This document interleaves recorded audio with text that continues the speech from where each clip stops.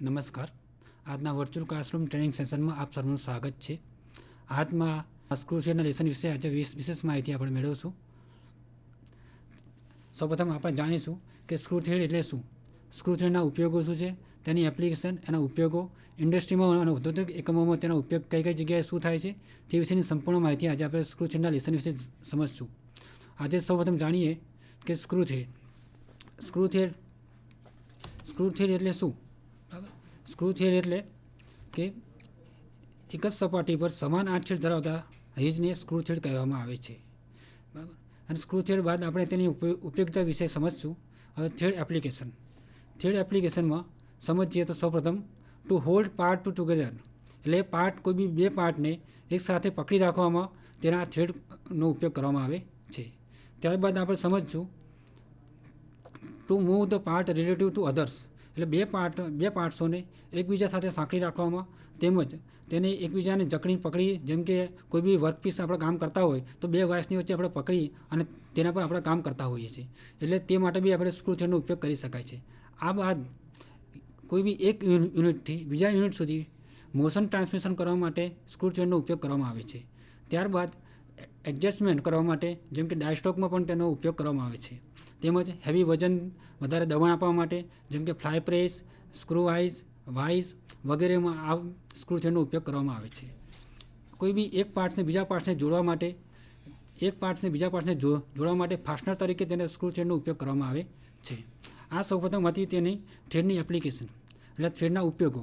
હવે થ્રેડના ઉપયોગો કરતાં તેની સાથે ફાસ્ટનર યુઝ કરવામાં આવે છે. તો ફાસ્ટનર ટાઈપ એ શું હોય છે, તો ટેમ્પરરી ફાસ્ટનર તરીકે જોઈએ તો આપણે બોલ્ટ, સ્ટડ, સ્ક્રૂ વગેરે આ થ્રેડેડ ફાસ્ટનર તરીકે ઉપયોગ કરી શકાય છે. ત્યારબાદ જોઈએ તો નોન થ્રેડેડમાં જોવામાં આવે તો કી, પિન, આ નોન થ્રેડેડ ફાસ્ટનર કહી શકાય છે, જેમાં થ્રેડિંગ કરવામાં આવતું નથી. ફર્સ્ટ ઇમેજમાં જોઈએ તો તેમાં બોલ્ટ, સ્ટડ, સ્ક્રૂ એમાં થ્રેડિંગ કરવામાં આવે છે. અને ત્યારબાદ નોન થ્રેડમાં જોઈએ તો કી અને પિનમાં કોઈ જગ્યાએ થ્રેડિંગ કરવામાં આવતું નથી, અને ડાયરેક્ટ જ નટ સાથે લોક કરી દેવામાં આવે છે. આમ ફાસ્ટનર તરીકે તેનો પણ આપણે ઉપયોગ કરી શકીએ છીએ. આ જે આપણે આકૃતિમાં જોઈએ છીએ તો જો બોલ્ટ અને નટ બંને બતાવવામાં આવે છે. બોલ્ટની સાઈડમાં બહારની સાઈડમાં આંટા પાડવામાં આવે છે અને નટની સાઈડમાં અંદરની સાઈડમાં આંટા પાડવામાં આવે છે. અને નીચેની ઇમેજમાં જોવામાં આવે તો એક સાઈડમાં પિન બતાવેલી હોય છે અને બીજી સાઈડમાં કી બતાવવામાં આવે છે. જેમ કે આ બોલ્ટ અને નટ બતાવવામાં આવે છે. આ ઓનલી નટ બતાવી છે. નટની અંદર ઇન્ટરનલ થ્રેડ એટલે અંદરના આંટા પાડવામાં આવે છે અને તેને નટ કહેવામાં આવે છે. બરાબર. આ રીતે ફાસ્ટનિંગ ટાઈપ મતલબ તેનો ઉપયોગ કરી શકાય છે. બરાબર. હવે થ્રેડ તે ઇન્ટરનલ થ્રેડ પણ પાડી શકાય છે અને એક્સટર્નલ થ્રેડ પણ પાડી શકાય છે. એક્સટર્નલ થ્રેડમાં શું હોય છે, જે thread cut on the outside of the cylinder body, મતલબ કે કોઈ બી એક નળાકાર સપાટીની અંદર બહારની સાઈડમાં કટિંગ કરવામાં આવતા થ્રેડને એક્સટર્નલ થ્રેડ કહી શકાય છે. એક્સટર્નલ થ્રેડ દાખલા તરીકે જોવામાં આવે તો બોલ્ટ, સ્ક્રૂ, સ્પિન્ડલ વગેરે. ઇન્ટરનલ થ્રેડ એટલે શું કે હોલો નળાકારની સપાટીમાં અંદરની સાઈડમાં કટિંગ કરવામાં આવતા થ્રેડને ઇન્ટરનલ થ્રેડ કહી શકાય છે. એટલે કે તેમાં અંદરની સાઈડમાં આંટા પાડવામાં આવે છે. દાખલા તરીકે નટ. આમ બંને થ્રેડમાં એકબીજા સાથે મેચ થયા બાદ તેની એક એસેમ્બલી બને છે. તે એસેમ્બલીનો આપણે ઔદ્યોગિક એકમોમાં તેનો ઉપયોગ કરી શકાય છે. 1 મિનિટ. આપણે આ એક્સટર્નલ થ્રેડ વિશે માહિતી મેળવી તો તેમાં જોઈએ છે એક બોલ્ટ આપ્યો છે અને એક નટ આપ્યો છે. બરાબર. તો નટમાં ઇનસાઇડમાં થ્રેડ આપેલા હોય છે અને બોલ્ટમાં બહારની સાઈડમાં થ્રેડ આપેલા હોય છે.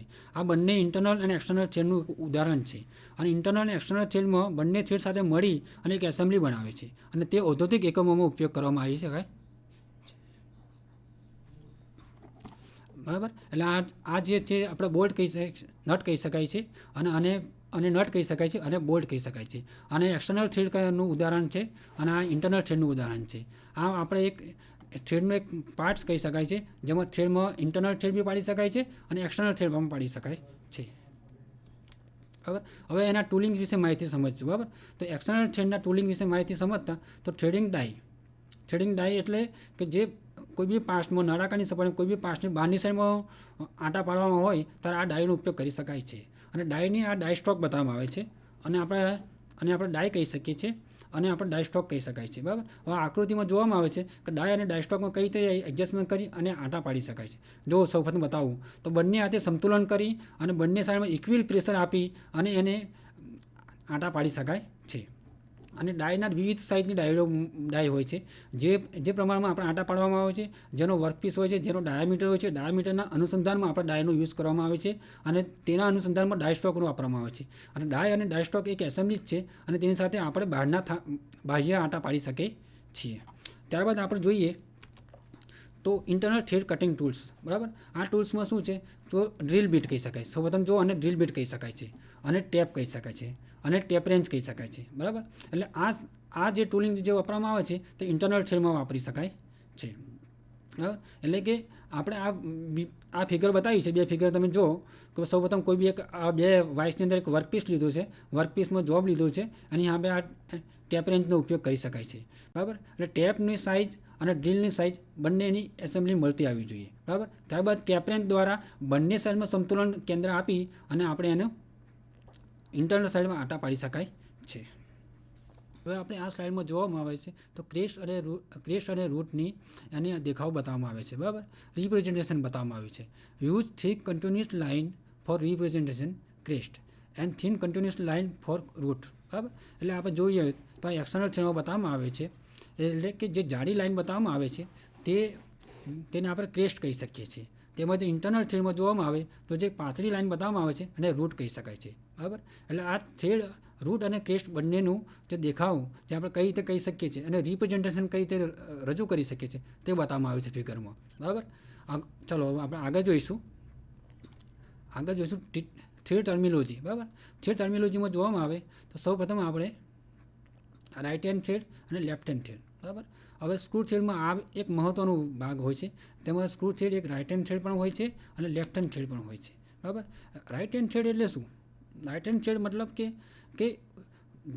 Thread that will be assembly when thread turn on clockwise, બરાબર. એટલે જ્યારે કોઈ બી વર્કપીસમાં આપણે જ્યારે થ્રેડના આંટા પાડતા હોય છે ત્યારે જે ક્લોકવાઇઝ એટલે ઘડિયાળની દિશા તરફના આપણે ફેરવવામાં આવે ત્યારે જે થ્રેડ પડતા હોય છે તેને રાઇટ હેન્ડ થ્રેડ કહી શકાય છે, એટલે ક્લોકવાઇઝ કહી શકીએ છીએ, બરાબર. ત્યારબાદ આવે છે એન્ટી ક્લોકવાઇઝ. હવે thread that will be assembly when turn on counter clockwise, બરાબર. એને આપણે કાઉન્ટર ક્લોકવાઇઝને લેફ્ટ હેન્ડ થ્રેડ કહી શકાય છે. એટલે આમાં એવું હોય છે કે જે આપણે જે થ્રેડ પાડતા હોય છે જેમ ઘડિયાળનો કાંટો જેમ ફરતો હોય તેને આપણે રાઇટ સાઈડ કહી શકીએ છીએ અને ઘડિયાળની વિરુદ્ધ દિશામાં ફરતો હોય અને લેફ્ટ સાઈડ કહી શકાય છે. તેમજ આપણે થ્રેડમાં પણ એવું હોય છે કે જેમ આપણે થ્રેડ પાડતા હોઈએ, બરાબર, તો ઘડિયાળની દિશા તરફ ફરતા હોય તેને રાઇટ સાઈડ કહી શકાય છે અને ઘડિયાળની વિરુદ્ધ દિશામાં ફરતા હોય અને લેફ્ટ હેન્ડ થ્રેડ કહી શકાય છે, બરાબર. આ બંને થ્રેડની એસેમ્બલી બતાવી છે, તેમજ તેની ફિગર પણ બતાવી છે, બરાબર. શરૂઆતમાં આપણે પહેલી ફિગર જોઈશું તો એમાં બતાવવામાં આવે છે રાઇટ હેન્ડ થ્રેડ, એટલે એમાં થ્રેડની શરૂઆત જમણી સાઈડથી એટલે ઘડિયાળનો કાંટો જે રીતે ફરતો હોય તે પ્રમાણે શરૂઆત થતી હોય છે. અને બીજી ફિગરમાં જોવામાં આવે તો લેફ્ટ હેન્ડ થ્રેડ એટલે એમાં તે એન્ટી ક્લોકવાઇઝ કહી શકાય છે, જે ઘડિયાળનો કાંટો ફરતો હોય તેની વિરુદ્ધ દિશામાં થતું હોય, બરાબર. આમ થ્રેડમાં ટર્મિનોલોજીમાં જોવામાં આવે તો રાઇટ હેન્ડ થ્રેડ અને લેફ્ટ હેન્ડ થ્રેડ બહુ ઇમ્પોર્ટન્ટ પાર્ટ છે. તેના આગળ એસેમ્બલીમાં પણ ખૂબ જ ઉપયોગી હોય છે. ઘણા એવા પાર્ટ્સ હોય છે જેમાં લેફ્ટ હેન્ડ થ્રેડ હોય છે, ઘણા એવા પાર્ટ્સ એવા બી હોય છે જેમાં રાઇટ હેન્ડ થ્રેડ હોય છે. આમ ચાલો હવે આપણે આગળ જોઈશું, બરાબર, parts of the screw thread, બરાબર. સ્ક્રૂ થ્રેડ શું છે તો સ્ક્રૂ થ્રેડના પાર્ટ્સ કયા છે, એના ભાગો કયા છે તો સૌપ્રથમ જોઈશું આપણે crest, root, flank, thread angle, depth, major diameter, minor diameter, pitch diameter, pitch, lead, helix angle અને હેન્ડ. આ તમામ એના પાર્ટ્સ છે સ્ક્રૂ થ્રેડના અને દરેક પાર્ટ્સનો એક વિવિધ મહત્ત્વનો ઉપયોગ હોય છે અને એ પાર્ટનો ઉપયોગ એ રીતે હોય છે કે તેની અલગ એક ડેફિનેશન પણ હોય છે. એ ડેફિનેશન વિશે આપણે અગાઉ પીપીટી દ્વારા સમજશું, તેમજ અગાઉ આપણે જોઈશું, બરાબર. હવે આ ફિગર બતાવી છે. ફિગરમાં સ્ક્રૂ થ્રેડના તમામ પાર્ટનું વર્ણન કરવામાં આવ્યું છે. જો શરૂઆતમાં બતાવીએ આપણે તો આ એક્સિસ, બરાબર. એક્સિસ જે કે મેઇન પાર્ટ બતાવ્યો છે. ત્યારબાદ આ ક્રેસ્ટ બતાવ્યું છે. ક્રેસ્ટ એટલે શું? ક્રેસ્ટ એ સૌથી ઉપરનો ભાગ, બે થ્રેડ વચ્ચે સૌથી ઉપરના ભાગને ક્રેસ્ટ કહી શકાય છે, બરાબર. તો આ ક્રેસ્ટ બતાવવામાં આવે છે, બરાબર. ત્યારબાદ રૂટ એટલે બોટમનો તળિયાનો ભાગ, એને આપણે રૂટ કહી શકાય છે. હવે પછી આ ફ્લેંગ બતાવી છે. ફ્લેંગ એટલે ક્રેસ્ટ અને રૂટને જોડતી સપાટીને ફ્લેંગ કહી શકાય છે, તો આ ફ્લેંગ બતાવી છે. પછી બે થ્રેડ વચ્ચેનું ડિસ્ટન્સને પીચ કહી શકાય છે, એ પીચ પણ બતાવી છે, બરાબર. આમ આ માઇનોર ડાયામીટર અને આ મેજર ડાયામીટર, એટલે નાનામાં નાનો ડાયામીટર અને મોટામાં મોટો ડાયામીટર, બરાબર. આ બતાવ્યું છે ક્રેસ્ટ, આ પણ રૂટ છે. આમ ઇન્ટરનલ થ્રેડ અને એક્સટર્નલ થ્રેડ બંને થ્રેડમાં બંને પાર્ટ્સનું વિવિધ રીતે બતાવવામાં આવ્યું છે, બરાબર. આ તમામ પાર્ટ્સનું વિવિધ કાર્ય અલગ હોય છે અને ડેફિનેશન પણ અલગ હોય છે, બરાબર. આ ડેફિનેશન વિશે આપણે અગાઉ માહિતી લઈશું પીપીટી દ્વારા, બરાબર. ચલો આપણે આગળ જોઈશું થ્રેડ ટર્મિનોલોજી, બરાબર. ઇન્ટરનલ થ્રેડ તેમજ એક્સટર્નલ થ્રેડ, બરાબર. સૌ પ્રથમ આવશે ક્રેસ્ટ. ક્રેસ્ટ એ સ્ક્રૂ થ્રેડનો એક પાર્ટ છે, બરાબર. The peak edge of the thread, બરાબર. બે સ્ક્રૂ થ્રેડ વચ્ચેના સૌથી ગુજરાતીમાં આપણે એક વ્યાખ્યા પ્રમાણે જોઈશું તો ક્રેસ્ટ એટલે શું? તો ક્રેસ્ટ એટલે કે બે થ્રેડ વચ્ચેના સૌથી ઉપરના ભાગના ટોચના ભાગને ક્રેસ્ટ કહી શકાય છે. ત્યારબાદ જોઈશું રૂટ. બે થ્રેડ વચ્ચેના ચોક્કસ સૌથી નીચેના તળિયાના ભાગને રૂટ કહી શકાય છે. The bottom of the thread cut into cylinder body, એટલે નળાકાર સપાટીની અંદર સૌથી બોટમના ભાગમાં જે ભાગ હોય છે તેને રૂટ કહી શકાય છે. Thread angle. The angle between the thread face, thread angle, બરાબર. થ્રેડ ધરી અને થ્રેડ ફ્લેંક વચ્ચે બનતા ખૂણાને આપણે થ્રેડ એંગલ કહી શકાય છે, બરાબર. આ ફિગરમાં બતાવવામાં આવ્યું છે તો થ્રેડ એંગલ જુઓ, આ એક્સટર્નલ થ્રેડ બતાવવામાં આવે છે, તેમાં થ્રેડ એંગલ એટલે બે થ્રેડ વચ્ચેનું ડિસ્ટન્સને આપણે થ્રેડ એંગલ તરીકે કહી શકાય છે. નીચે બતાવે છે રૂટ. જો આ બે થ્રેડના બે ભાગ છે અને નીચેનો ભાગ છે, બોટમનો ભાગ, તળિયાનો ભાગ કહી શકીએ છીએ, ત્યારે રૂટ કહી શકાય છે. આ ક્રેસ્ટ. ક્રેસ્ટ એટલે શું? ક્રેસ્ટ અને રૂટ બંનેની સપાટીને જોડતા જે બને તેને ફ્લેંક કહી શકાય છે. તે રીતે આ ઇન્ટરનલ થ્રેડમાં જોઈએ તો રૂટ બતાવ્યું. જો રૂટ એટલે તળિયાનો ભાગ અને ક્રેસ્ટ એટલે સૌથી ઉપરનો ભાગ. ખ્યાલ આવ્યો? એટલે આ જે પાર્ટ છે ક્રેસ્ટ, રૂટ, થ્રેડ એંગલ એ સ્ક્રૂ થ્રેડના જ પાર્ટ છે, બરાબર. અને આ પાર્ટ્સનું આપણે વિવિધ રીતે વર્ણન કર્યું. હવે આપણે આગળના પાર્ટ્સ વિશે માહિતી મેળવશું, બરાબર.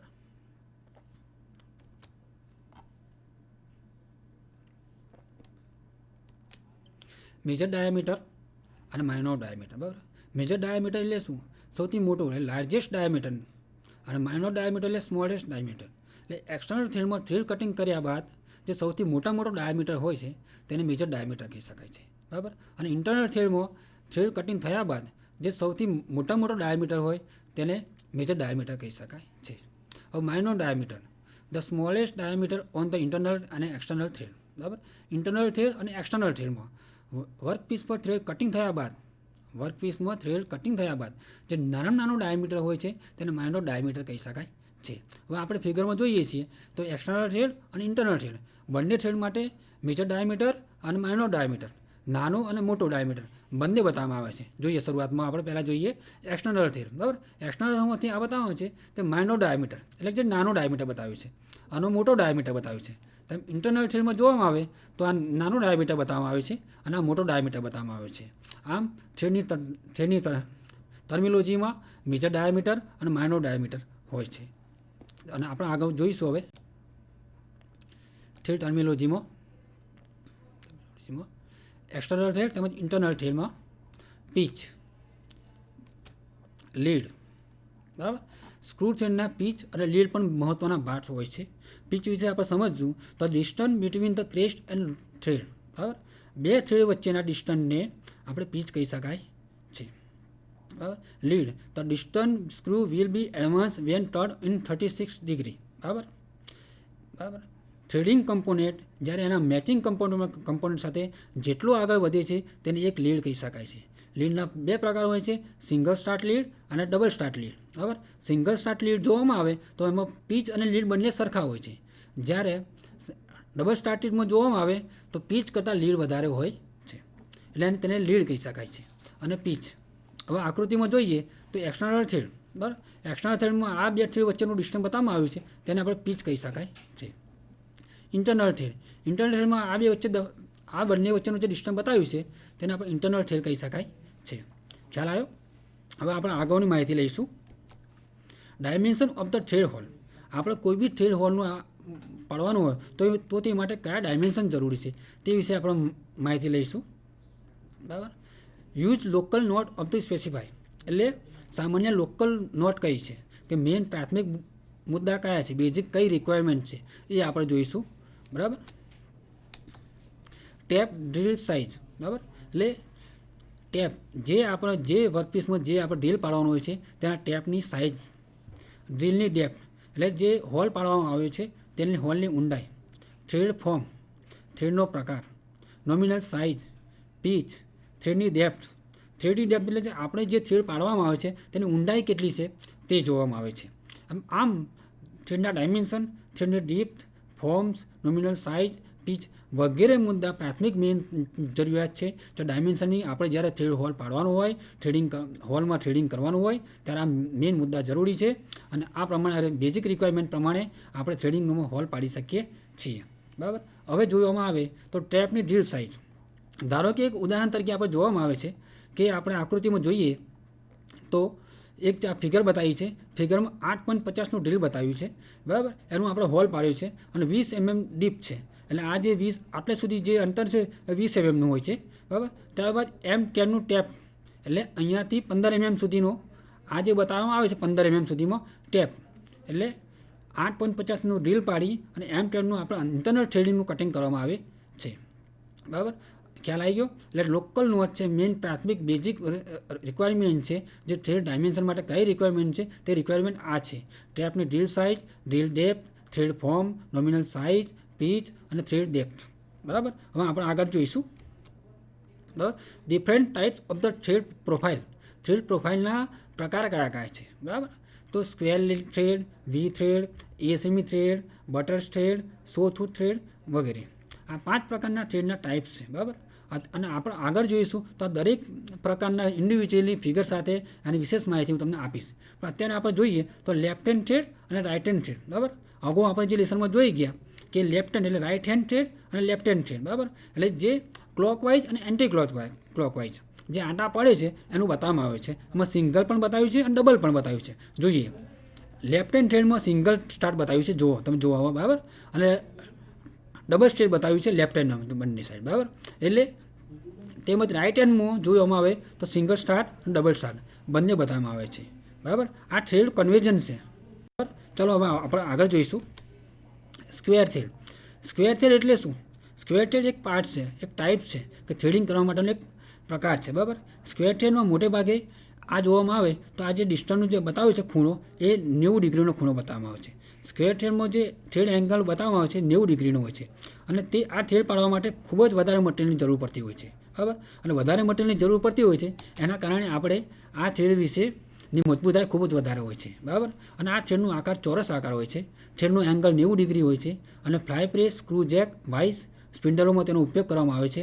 અને જો વધારે પ્રકારની મજબૂતાઈ જરૂર પડતી હોય, જો હેવી કામ હોય તો આ પ્રકારના થ્રેડનો ઉપયોગ કરવામાં આવે છે. સ્ક્વેર થ્રેડ પાડવા માટે ખૂબ જ અઘરા હોય છે. તેના માટે સ્કિલ ઓપરેટરની જરૂર પડતી હોય છે. બરાબર. અને સ્ક્વેર થ્રેડ પાડવા માટે જે 90 ડિગ્રીનું કામ હોય છે આના કારણે સ્કિલ ઓપરેટર જ કામ કરી શકે છે. અને આ સ્ક્વેર થ્રેડ એક ખૂબ જ જ્યારે હેવી વજનદાર વસ્તુ હોય જેમ કે fly press, screw, jack, vice, spindle વગેરેમાં આ સ્ક્વેર થ્રેડનો ઉપયોગ કરવામાં આવે છે. ચલો આપણે આગળ જોઈશું વી થ્રેડ. બરાબર. વી થ્રેડના પ્રકાર. તો વી થ્રેડનો આકાર વી આકારનો હોય છે. તેનો અંતર્ગત બનતો ખૂણો 60 ડિગ્રીનો હોય છે. જો આ જે 90 છે એની રેડિયસ બતાવી છે, બાકી જે ખૂણો બતાવવામાં આવે છે એ 60 ડિગ્રીનો બતાવવામાં આવે છે. બરાબર. અને વી થ્રેડનો આકાર વી આકારનો હોય છે. અને વી થ્રેડ એ ખૂબ જ મહત્વપૂર્ણ અને વધારે પ્રમાણમાં ઉપયોગ કરી શકાય છે. બરાબર. વી થ્રેડમાં જ્યારે સ્કિલ ઓપરેટરની જરૂર હોય છે તેમજ ઔદ્યોગિક એકમો તેમજ ઘર વપરાશની માટે પણ આ વી થ્રેડનો ઉપયોગ કરી શકતા હોય છે. બરાબર. અને વી થ્રેડના અનેક ટાઈપ હોય છે. બરાબર. જેમ કે આઇસોમેટ્રિક છે, આઇસોમેટ્રિક ઇંચ છે, BSF છે, BA છે, BSP છે. આ વગેરે બધા જ પ્રકાર વી થ્રેડમાં કહી શકાય છે. બરાબર. આઇસોમેટ્રિક થ્રેડમાં શું હોય છે? તેનો થ્રેડ એંગલ 60 ડિગ્રીનો હોય છે અને BISની માન્યતા પ્રાપ્ત કરેલી હોય છે. બરાબર. ત્યારબાદ બીજું જોઈશું આપણે તો આઇસોમેટ્રિક ઇંચનો પણ એનો થ્રેડ એંગલ 60 ડિગ્રીનો હોય છે. બરાબર. તેમજ BSW બ્રિટિશ સ્ટાન્ડર્ડ વિથવર્થ એટલે કે BSW થ્રેડ. આ થ્રેડમાં અત્યારે બહુ ખૂબ જ ઓછો ઉપયોગ થાય છે અને જગ્યાએ આઇસોમેટ્રિક થ્રેડ વધારે વપરાય છે કારણ કે તે અમુક જગ્યાએ જ ઘરગથ્થુ અને રિપેરિંગ અને મેન્ટેનન્સ કામ માટે જ તેનો વપરાશ કરવામાં આવે છે. અને તેનો થ્રેડ એંગલ 55 ડિગ્રીનો હોય છે. બરાબર. પછી આગળ જોઈશું આપણે બીએસપી થ્રેડ એક પાઇપ માટેનું વપરાય થ્રેડ છે. બરાબર. બીએસપી એટલે શું? બરાબર, બ્રિટિશ સ્ટાન્ડર્ડ પાઇપ. બરાબર. આ થ્રેડ મોટે ભાગે પાઇપોમાં જ વાપરવામાં આવે છે અને પાઇપોમાં શરૂઆતમાં થ્રેડમાં આછા હોય છે અને તેની લેન્થ એટલે લંબાઈ વધતી જાય છે તેમ તેની ઊંડાઈ પણ વધતી જાય છે અને તેનો થ્રેડ એંગલ 55 ડિગ્રીનો જ હોય છે. બરાબર. ત્યારબાદ આપણે બીએ. બરાબર. આ પ્રકારના વિવિધ પ્રકાર હોય છે તે વી થ્રેડમાં આવી શકાય છે અને વી થ્રેડના અનેક ટાઈપ્સ હોય છે અને વી થ્રેડનો મોટે ભાગે ઉપયોગ ઔદ્યોગિક એકમો તેમજ ઘરગથ્થુના કામકાજ માટે, રિપેરિંગ કામ માટે, મેન્ટેનન્સ માટે વગેરેમાં વી થ્રેડનો ઉપયોગ કરી શકાય છે. હવે આ થ્રેડ બાદ આપણે જોઈશું તો બીજો થ્રેડ. બરાબર. જો આ વી થ્રેડનો આકાર વી આકારનો હોય છે, તેનો અંતર્ગત ખૂણો 60 ડિગ્રીનો હોય છે. બરાબર. ત્યારબાદ આપણે જોઈશું એસેમી થ્રેડ. એસેમી થ્રેડમાં જોવામાં આવે તો આ જે ફિગરમાં બતાવી છે આ થ્રેડનો પ્રકાર બતાવ્યો છે કે થ્રેડ આ પ્રમાણે બનાવવા. આમાં જે આ જે બતાવવામાં આવે છે 30 ડિગ્રી એનો એંગલ બતાવ્યો છે. એટલે એસેમી થ્રેડનો એંગલ 30 ડિગ્રી હોય છે. ખ્યાલ આવ્યો? આમ દરેક થ્રેડનો આકાર અલગ અલગ હોય છે અને એના આકારે કયા પાર્ટ્સમાં આપણે કયા થ્રેડિંગ કરવાનું છે તે આપણા પર ડિપેન્ડ હોય છે. બરાબર. હવે આ થ્રેડનો એંગલ 30 ડિગ્રી હોય છે અને મશીનોમાં લીડ સ્ક્રૂ બને છે તે આ થ્રેડમાંથી બનાવવામાં આવે છે. એકામે થ્રેડ એ ટેપેજોડેડ થ્રેડનું એક સ્વરૂપ જ છે. ઘણી જગ્યાએ એમના અવેજીમાં તેનો વાપરવામાં આવે છે. બરાબર. એકમ થ્રેડ જોયા બાદ આપણે બીજો થ્રેડ જોઈશું બટ્રેસ થ્રેડ. બટ્રેસ થ્રેડ એટલે શું? બરાબર. બટ્રેસ થ્રેડમાં શું હોય છે તો આ જે બતાવવામાં આવે છે એની ડિગ્રી 45 ડિગ્રી હોય છે. બરાબર. એટલે આ થ્રેડ બનાવે તો થ્રેડના આંટાની જે દિશા હોય છે એ આ પ્રમાણે હોય છે. ખ્યાલ આવ્યો? એમાં 45 ડિગ્રી હોય છે. બરાબર. અને આ થ્રેડમાં 45 ડિગ્રી હોય છે અને માઇક્રોમીટરમાં જે રેટેડ બનાવવામાં આવે છે તે આ થ્રેડનું એક ઉદાહરણ છે. ખ્યાલ આવ્યો? આ થ્રેડનો એંગલ 45 ડિગ્રીનો હોય છે. ઉદાહરણ તરીકે જોઈએ તો માઇક્રોમીટરના રેચેટ આ તેનું ઉદાહરણ હોય છે. બરાબર. સો ટૂથ થ્રેડ. બરાબર. હવે આ થ્રેડનો જે પ્રકાર બતાવ્યો છે તેમાં જોવામાં આવે તો આ ફિગરમાં 3 ડિગ્રી અને બીજી સાઈડમાં 30 ડિગ્રી. એટલે આ થ્રેડના પ્રકારમાં શું હોય છે કે એનો સ્લાઇડિંગ મોશન છે ને બંને સાઈડ લાગતો હોય છે. બંને સાઈડમાં એક સાઈડનો ખૂણો 30 ડિગ્રી હોય છે અને બીજી સાઈડનો ખૂણો 3 ડિગ્રી હોય છે. ખ્યાલ આવ્યો? એટલે આમાં સ્લાઇડિંગ મોશન એક જ દિશામાં લાગતો હોય ત્યારે તે સમયમાં આ 100 ટૂથ થ્રેડનો ઉપયોગ કરી શકાય છે. બરાબર. 100 ટૂથ થ્રેડનો ઉપયોગમાં જોઈએ તો આ થ્રેડનો એંગલ 3 ડિગ્રી હોય છે અને બીજી બાજુ 30 ડિગ્રી હોય છે. બરાબર. હવે સુથારના વાઇસના સ્પિન્ડલમાં જોવામાં આવે તો આ પ્રકારનો થ્રેડનો ઉપયોગ કરી શકાય છે. આપણે જોઈતા હોઈએ છીએ કે સુથારનો જ્યારે વાઇસ આપણે કામ કરતો હોય ત્યારે એનો જે વર્કિંગ ફોર્સ, જે સ્લાઇડિંગ ફોર્સ હોય છે તે હંમેશા એક જ સાઈડમાં લાગતો હોય છે. બરાબર. આથી એક સાઈડમાં 30 ડિગ્રી અને બીજી સાઈડમાં 3 ડિગ્રી. એટલે એનો સ્લાઇડિંગ ફોર્સ એક જ સાઈડમાં લાગતો હોય છે. તે સમયમાં આ થ્રેડનો ઉપયોગ કરી શકાય છે. બરાબર. આ લેસનમાં આપણે એટલું સમજ્યા કે જો સ્ક્રૂ થ્રેડ એટલે શું, સ્ક્રૂ થ્રેડની વ્યાખ્યા શું છે, એના પાર્ટ શું છે, તેમજ થ્રેડમાં કરવામાં આવતા એના ઇન્ટરનલ એક્સટર્નલ થ્રેડ કહી શકાય છે, તેમજ ક્લોકવાઇઝ એન્ટી ક્લોકવાઇઝ થ્રેડ એટલે શું, આ વિશેષ માહિતી આપણે સમજ્યા.